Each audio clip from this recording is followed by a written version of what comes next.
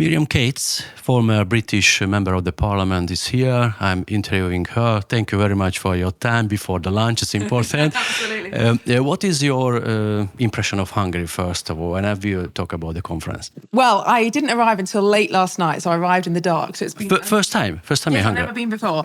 So when I woke up this morning and saw the incredible views and just the amazing architecture, and then walking up the hill to the castle, just absolutely stunning. And I'm really, really enjoying the conference. Really inspiring to hear what's going on here in Hungary.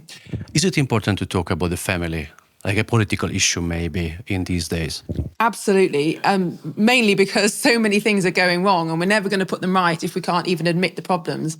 And I think in the UK, we have a particular problem that we struggle to talk about anything important. We love talking about the weather, but we don't like talking about anything important. And politicians especially avoid speaking about family at all costs because they don't want to appear judgmental or illiberal. But actually, we've got to start talking about it because so many children's lives are being damaged and so many children aren't being born.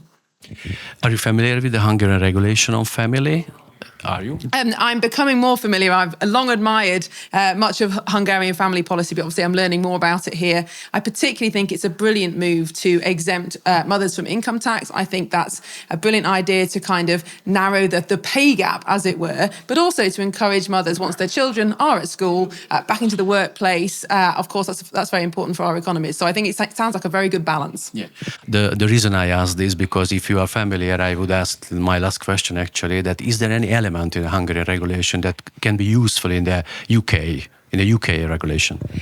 Well, I think lots of it, because we are one of the most unfriendly places from a tax point of view to raise children. We don't even have household taxation. So everybody is taxed as an individual, which really penalises families. We have really, really pathetic child benefits and things like that. So there's a lot to learn from Hungary. But I think the idea of a tax benefit for women is actually a really, really good one, partly because it defeats the liberal argument of, well, you just want women to stay at home. Well, no, if you stay at home, you don't benefit from a tax reduction, do you? So I think looking at how we tax families would be very beneficial. But I also think the much longer maternity leave for mothers of children under 3 is really important. In the UK now, so many children, even babies, are in full-time institutional care. It's not what mothers want. It's really not what babies want. And actually doing a lot of long-term damage. So I think a lot to learn from Hungary.